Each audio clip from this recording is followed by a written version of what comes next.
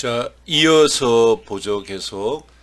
He would love that, he said, better than anything in this world. 그는 would love that, 그것을 아주 더 좋아하게 될 것이다. love는 like보다 아주 사랑스럽게 될 거다.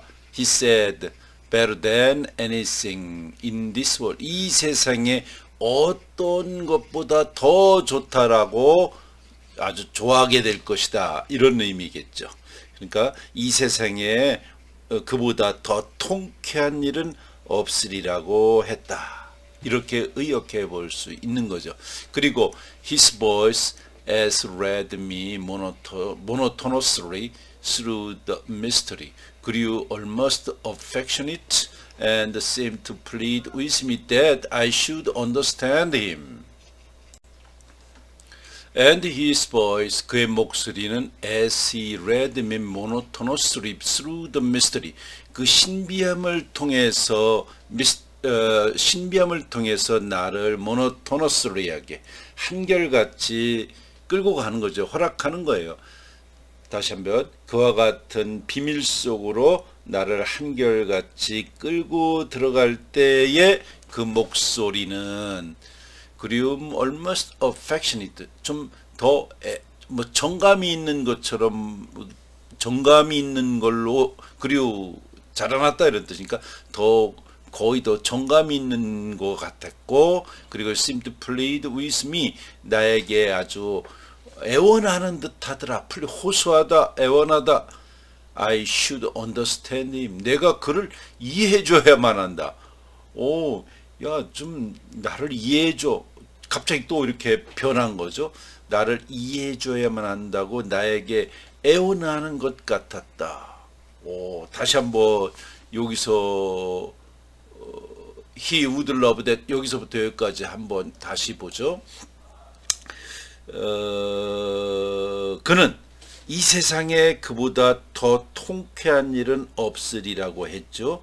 그리고 그와 같은 미스터리, 신비 속으로 나를 한결 모노토스리하게 끌고 들어갈 때 his voice는 거의 애정이 넘쳐, affectionate한 듯이, 애정이 넘듯이, 그러니까 다정했다 이런 얘기죠. 거의 다정하게 되었고 그의 목소리는 이렇게 다정스러워졌으며 마치 내가 자기의 말을 이해하다. I should understand it. 그의 말을 이해해 달라는 듯이 이해해 달라고 애원하는 듯 싶었다. 자, 여기도 문장을 잘 봐야 되겠어요. 자, 마지막이 아니죠. 하나 더. I waited till his monologue purged again. 나는 waited, 기다렸어. 언제까지? 그의 모놀로그, 그의 독백이 다시 purge, 끝날 때, 멈출 때까지 기다렸어요. Then, 그리고 나서 stood up abruptly. 그리고 나서 나는 갑작스럽게 stood up, 일어섰다. Lest I should betray my agitation, I delayed a few moments, pretending to fix my shoe properly, and then, saying that I was obliged to go, I bade him good day. 자, 그래서 rest should, 뭐하지 않도록 이런 거죠. rest should, 내가 betray my agitation, 지금 내 마음 막 동요가 일어나. 이 노인네가 나를 이렇게 때리면 어떡하지? 막 가슴이 두근거리는 거죠. 이게 agitation, 동요. 내 동요를 betray, 드러내지 않도록 하려고 I delayed, 벌떡 도망가야 되는데 그런 모습을 보이기가 싫어서 I delayed a few moments, 잠시 동안 머뭇거렸어요. pretending to, 뭐뭐인 척하고, to fix my shoe, 내 신발을 고치는 듯, 내 신발끈을 이제 어떻게 고쳐매는 듯이, 고정하려는 듯이 보이기 위해 그런 척하는 거죠. 내 신발을 고치려는 척하면서 잠시 동안 딜레이했다. properly, 적절히, and then, 그리고 적절히 내 신발을 고치는 척하면서 몇 분간을 머뭇거리고, and then, 그리고 saying that, 또 뭐라고 얘기하면서 I was too obliged to go, be obliged to 뭐뭐 하지 않을 수 없다. 내 가야만 하겠노라고 얘기하면서 적절히 내 신발끈을 잠시 동안 고치는 척 하면서 멈췄다. 딜레이, 연기, 그러니까 일어났지만 도망가지 못하고 잠시 동안 딜레이한 거죠. 머뭇거렸다. I bade him, 그때 나는 그에게 인사를 한 거야. 아, 그때 이렇게 인사를 했다. I went up the slope calmly, but my heart was beating quickly with fear that he would seize me by the ankle. 자, I went up the slope, 그 비탈을 경사진면을 올라갔어요. calmly, 조용히 그 경사를 올라갔지만 my heart, 내 가슴은 beating, 두방망이질을 하고 있었어요. quickly, 잽싸게. 아주 급히 내 가슴은 막 뛰고 있는 거죠. with fear that, 이런 두려움으로. 무슨 두려움일까요? He would seize me, 나를 잡을까, by the ankle, 내 발목을 그가 잡지는 않을까 하는 두려움으로 아주 급격히 내 가슴은 뛰고 있었다. 그 소년이 아주 겁먹고 있는 모습을 볼 수 있죠. When I reached the top of the slope, I turned round and without looking at him, called loudly across the field. 자, 내가 I reached the top of the slope, 내 그 경사의 꼭대기, 그 비탈의 그 언덕 꼭대기에 도달했을 때 I turned around, 나는 주변을 둘러보고 without looking at him, 그를 바라보지도 않은 채 주변을 바라보고 called loudly across the field, 들판을 가로질러 크게 소리를 질렀어요. 지금 이제 아주 겁먹고 있는 거죠. 그 언덕 꼭대기에 다다랐을 때 나는 몸을 돌리며 그를 쳐다보지 않은 채 들판을 가로질러 큰 소리로 부른 거예요. 머피, 머피, 지금 너는 머피라고 하고 나는 스미스라고 하자, 이렇게 얘기했으니까 지금 머피 크게 불러본 거죠. My voice had an accent of first bravery in it. 내 목소리는 그 안에 first bravery는 뭘까요? 억지로 용감한, 여기 an accent of first bravery, 억지로 용감한 척하는 accent, 말투. 나의 목소리는 그 안에 억지로 용감한 채 하는 말투를 갖고 있었고, I was ashamed of my paltry stratagem. 나는 be ashamed of, 부끄러워했다. my paltry 뭘까요?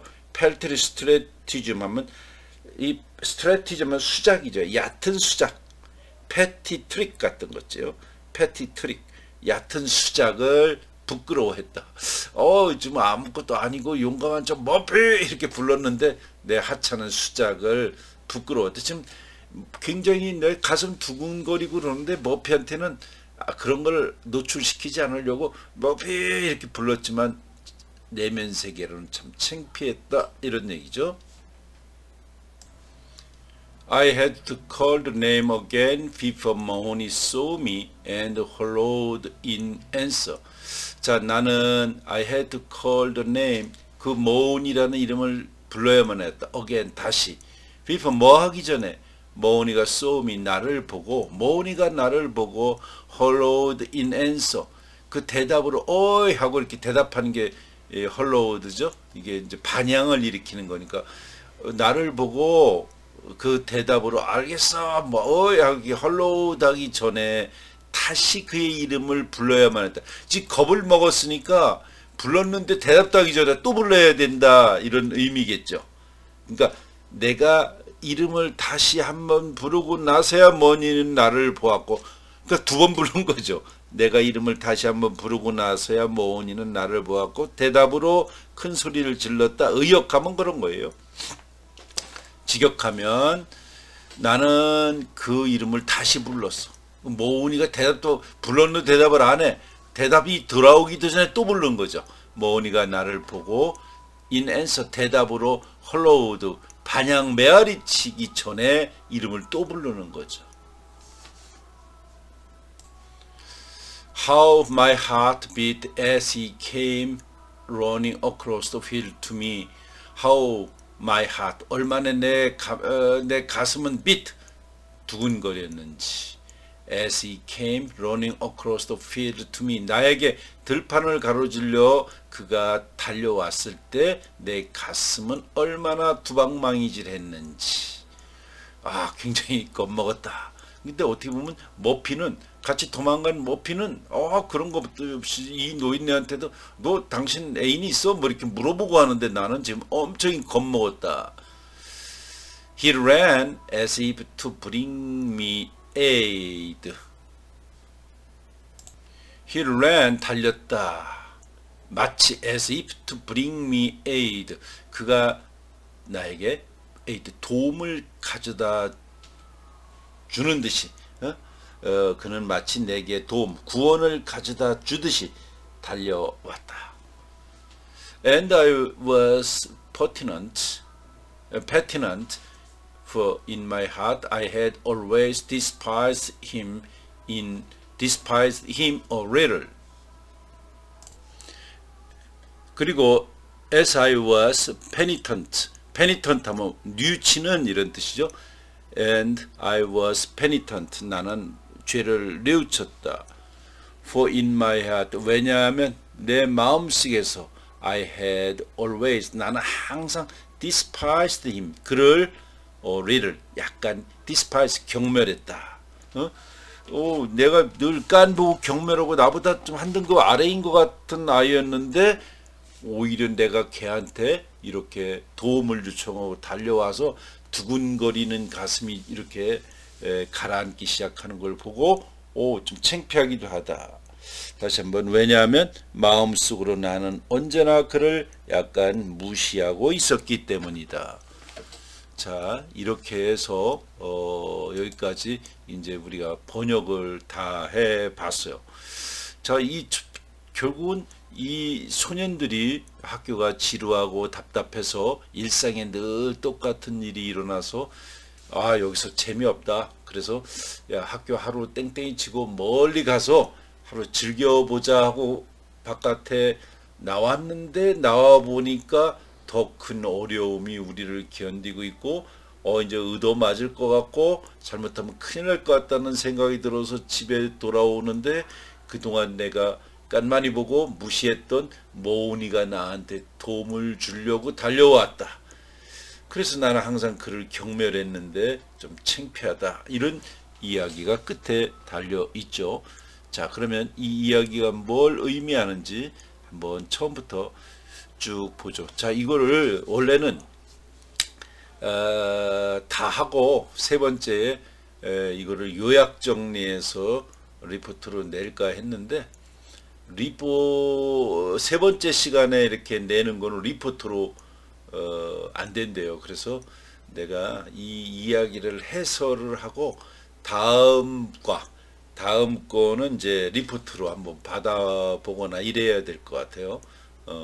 자, 오늘은 여기서 내가 또 다시 좀 더 처음부터 이 작품을 해설을 한 15분 동안, 17분 동안 해설을 하고 이것이 이제 세 번째 시간이 되도록 하죠. 자, 이야기를 내가 이제 좀 메모해 놨던 것들을 쭉 보면서 한 15, 16분 이렇게 설명을 하겠습니다. 자, 이 이야기의 구조는 간단하죠. 우리가 해석하면서 얘기했듯이 학교의 억압적인 분위기에 억눌려 온 이 소녀는 친구와 함께 학교를 땡땡이 친다고 할까요? 빼먹고 발전소인 피전하우스까지의 어드벤처를 감행하기로 하죠. 거기 한번 가보자. 그들은 처음에는 들뜬 기분으로 출발했어요. 그러나 지치고 시간도 없고 이내 목적지를 포기하게 되죠. 이제 뭐 중간에 시간을 너무 허비해서 목적지를 포기하게 되자 조금은 가라앉은 분위기에 젖어들게 돼요. 그리고 나서 그들은 이상한 언행을 하는 그 노인과 마주치게 되죠. 퀴어 올드 짜스. 이 노인과 마주치게 되고 그로부터 도망쳐 집으로 오게 된다는 이야기죠.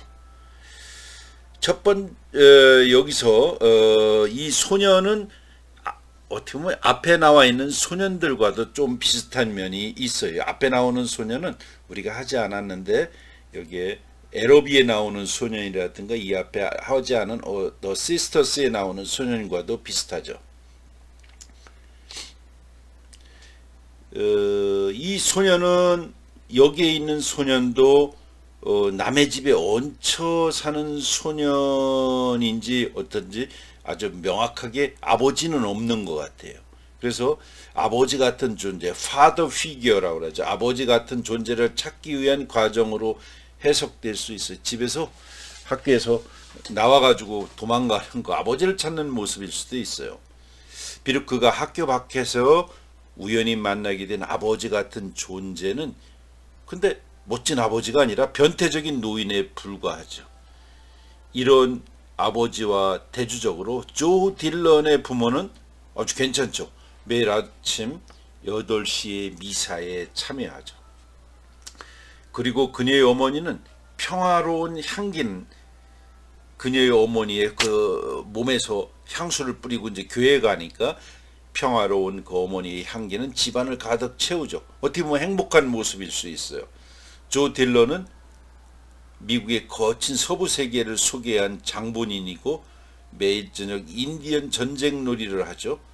진짜 인디언이 이제 그렇게 인디언 놀이를 하는데 조 딜런은 진짜 인디언처럼 소리를 치고 막 날뛰는 아이였죠. 그런데 그렇게 거칠고 막 그렇게 하던 아이가 어느 날 신부가 될 것이라는 믿기 어려운 소문이 들려오고 그것이 진짜예요.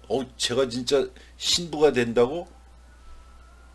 어떻게 보면 절제와 금욕이 이제 절제하고 금욕하는 삶이 요구되는 신부는 인디언의 이미지와는 어울리지 않죠.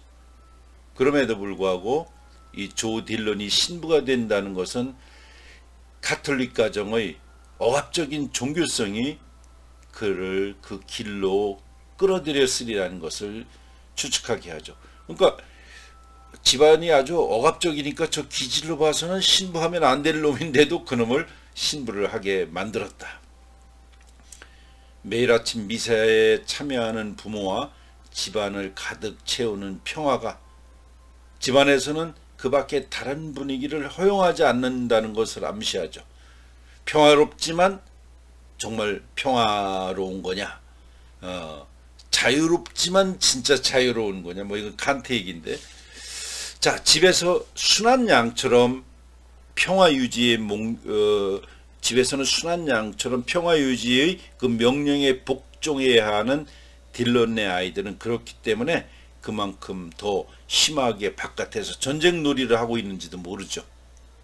어떻게 보면 선생님, 목사님 아이들이 바깥에 나가면 더 거칠게 노는 것과 비슷하죠. 그리고 그것은 그들에게 억압으로부터의 탈출을 의미해. 너무 집에서 답답하니까 바깥에 나가면 막 일탈하는 거죠. 마찬가지로 예수의 학교의 억압적인 분위기는 학교가 억압적이니까 주인공 소년을 짓누르고 있는지 모르죠. 특히 엄하고 권위주의적인 아버지 같은 존재로 나오는 버틀러 파더 버틀러가 있죠. 아주 권위주의적인 아버지 같은 존재죠. 이런 파더 버틀러의 교실은 욕망이 속박받지 않는 영역인 미국의 거친 서부와는 대조적이죠. 그래서 여기도 그렇게 그려져 있잖아요. 미국 서부 개척 소설에 나오는 모험들은 나의 기질과는 거리가 먼 것이었지만 그것들은 최소한 탈출의 문을 열어주었다. 나는 단정치는 않지만 사납고 아름다운 여자들이 간혹 왔다 갔다 하는 미국 탐정 이야기들을 더 좋아했다. 이런 이야기들에 별다른 문제가 있는 것도 아니고 그 중에는 문학적인 것도 있지만 그것들은 학교에서 비밀리에 유통이 됐다. 문학적인 것도 있고 또 별다른 문제가 있는 것도 아닌데 비밀리에 이런 것들을 돌려봤다는 얘기예요. 어느 날 그 로마 역사 시간에 리오 딜런이 아파치 추장, 아파치 취프라는 책을 읽고 있다가 신부님한테 들키죠. 신부는 로마의 역사 대신에 이따위 책을 읽느냐고 호통을 치잖아요. 버틀러 신부는 권위의 상징이라고 할 수 있는 로마를 공부하라고 다그쳐요. 로마는 또한 제국주의를 가리키고 여기서 로마는 제국주의를 가리키고 신부는 아일랜드의 또 다른 통치 세력인 카톨릭 신앙을 대표하죠. 어떻게 보면 로마는 제국주의고 신부는 아일랜드의 통치 세력인 카톨릭 신앙을 하기 때문에 이 공부는 현 체제 혹은 질서 유지를 위한 것이라고 할 수가 있죠. 야, 뭐 학교에서 왜 그따위 이런 걸 뭐 이상한 책 보는 거야? 신부는 막 그렇게 혼내키죠. 로마 역사를 공부해야 될 거 아니야? 이건 뭐 제국주의를 가리키는 거죠. 또 이 아일랜드의 또 다른 통치, 아일랜드의 종교는 카톨릭이잖아요. 그러니까 카톨릭 신앙을 대표하는 신부가 이 질서를 유지해라 이런 거죠. 이러한 스승과는 대조적으로 학생들은 그 스승이 쓰레기라고 하는 이 쓰레기 책 왜 보는 거야? 이 쓰레기라고 말한 야만의 서부에 관한 이야기를 비밀히 읽고 있음을 볼 수 있죠. 지금 이 소년들이 몰래 읽다가 신부님한테 들킨 아파치 주장은 권력을 상징하는 로마의 역사에 대한 저항을 암시하는 책이라고 볼 수 있죠. 버틀러 신부가 학생들을 질서 문화의 세계를 인도하는 교육을 하고 있다. 이 버틀러 신부님은 학생들한테 질서를 지키고 문화의 세계로 가라 이렇게 교육을 제국주의의 어떤 로마의 역사 이런 것을 가르치고 있다면 야만의 이야기는 반대로 신부의 질서 세계를 허물어뜨리는 위치에 있죠. 아파치 주장은 뭐예요? 야만의 세계에 있는 거죠. 아일랜드 소년에게 미국의 거친 서부는 페르시아나 에러비처럼 그것으로 탈출해야 할 이국적인 신비를 또 나타내는지 모르죠. 그러니까 어떻게 보면 소년들은 학교가 답답한 거예요. 저 신부님 얘기하는 거, 저 카톨릭 얘기. 그러나 이제 학교에 가면 맨날 이러니까 그러나 학교의 억압적인 영향력이 멀어지자 나는 다시 야성적인 감각에 대한 갈증, 무질서의 연대기만이 나에게 열어주는 듯이 보였던 탈출에 대한 갈증을 느끼기 시작했다. 저녁 때 모의 전쟁은 이제 나에겐 오전의 판에 박힌 학교 생활만큼이나 따분해졌다. 왜냐하면 나는 나에게 진짜 모험이 일어나기를 원했기 때문이다. 하지만 생각해보니 진짜 모험은 집에 머물러 있는 사람에게는 일어나지 않는다. 그것은 바깥에서 만날 수 있는 것이다. 이런 대목이 나왔죠. 결국 소녀는 탈출에 대한 갈증을 바깥에서 찾게 되어 두 명의 친구와 함께 하루 땡땡이를 치자고 그러잖아요. 그러나 당사자인 리오 딜런은 나와요, 안 나와요? 안 나와요. 그 실행에 옮기지 못하죠. 그는 학교 바깥에서 버틀러 신부나 학교에서 나온 다른 사람들을 만날지 모른다는 점을 두려워하죠. 그의 형 조 딜런은 미국의 거친 세계를 소개하고 그 자신이 누구보다도 열심히 인디언처럼 뛰놀기도 했지만 결국은 신부가 되고 말았듯이 리오 딜런도 모험을 공모했지만 결국 버틀러 신부의 세계를 잠시나마 빠져나오지 못했다고 봐야 되겠죠. 그러니까 이렇게 격렬하게 인디언 놀이 했지만 결국은 인디언 여기에서 버틀러 신부의 세계에서 빠져나오지 못했다. 교육기관으로부터 벗어나고 신부에 의해서 상징되는 권위에 반항하고자 하는 그의 욕망은 그가 모니와 함께 학교에 가지 않음으로써 언뜻 실현되는 듯이 보이죠. 이 소년이 아 답답하다. 이 애는 이제 안 나왔지만 모은이와 함께 도망가는 것이 실현되는 듯이 보이죠. 그것은 모은이가 어른들이 눈에 띄지 않는 곳에 이르자 인디언 흉내를 내기 시작하는 것에서도 알 수 있잖아요. 그러나 소녀는 학교 바깥에서 더 엄한 아버지 같은 인물을 만나게 되는 거죠. 이 노인의 모습을 보면 이빨은 누렇게 해가지고 그 틈새도 벌려져 있죠. 이 노인을 만나는데 월트 스코트 경과 또 리튼 경의 작품을 모두 소장하고 있고 결코 이 작품들을 읽는데 물리는 법이 없이 그것들을 계속 읽고 있다고 얘기를 해요. 무엇보다도 둘 다 어린 소년들을 그들이 어둡고 왜곡된 세계로 인도하기 위해서 혹은 입문시키기 위해 교육시키는 것을 즐긴다고 볼 수 있죠. 야, 나는 월터 스코트 리튼경 다 갖고 있어. 너 읽어봤니? 나 이걸 읽는데 물리는 법도 없다. 너희들도 그런 거 읽어야 될 거 아니야? 이런 식으로 얘기하고 어떻게 보면 자기에게 오라고 교육시키는 것처럼 보이죠. 처음에 노인은 남자아이들에게 다 여자친구가 있는 법이야 이렇게 얘기를 하죠. 그 나이의 사람치고는 이상할 정도로 굉장히 리버럴리즘하다는 얘기를 아까 했잖아요.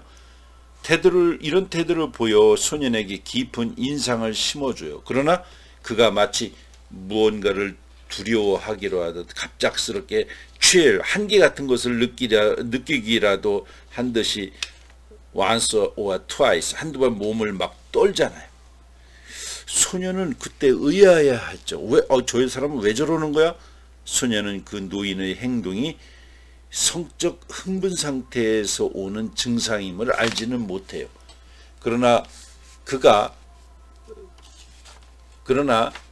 그러다가 노인은 소녀들의 부드러운 머리, 부드러운 손에 관심을 보임으로써 신체의 일부를 통해 성적 만족을 얻는 페티시즘이라고 그러죠. 페티시즘의 경향을 내보여요. 그래서 정상적인 또래의 남녀를 만나면 사랑을 못하고 왜 어떤 여자의 옷 같은 거 훔쳐갔다가 이렇게 느끼고 그러는 남자들이 있잖아요. 여자들도 있는지는 모르겠는데 어디 영화 같은 데 보면 여자의 옷 훔쳐가는 사람들 그걸 좋아하고 이게 페티시즘이죠. 노인이 성적으로 변태적인 사람이라는 것은 그가 들판의 끝으로 천천히 걸어가서 이상한 행동을 함으로써 비로소 확인이 되죠. 그의 행위를 지켜본 모은이는 아까 뭐라고 그랬죠? 퀴어 올드 짜스라고 부르지만 구체적으로 그 노인이 어떤 짓을 했는지 이야기에 나와 있지는 않아요. 무슨 노출증을 보였거나 자위의 행위를 했을 거라고 추측하는 학자도 있어요.